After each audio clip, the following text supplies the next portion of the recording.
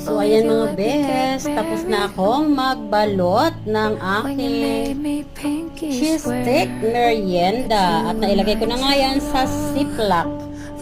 Ayan. So, every time na magugutom ang aking mga estudyante, ay magpa-fry lang tayo, no? So, hindi na kailangan bumili pa sa labas. Yung mga ganitong pamamaraan, guys, ay pwede nyo i-stock sa refrigerator, no? Ayan. So, maglalas po siya. Pag siya ay naka-frozen, maglalas po siya hanggang 3 months, no? Pero pag nilagay nyo lang sa chiller, just 1 week, kailangan na-consume siya. No matter how clean yung procedure mo, hindi ganun katagal pag nasa chiller lang. Kailangan i-frozen mo. Pero ito guys ay, hindi ko ito ipo-frozen kasi papadala ko nga ito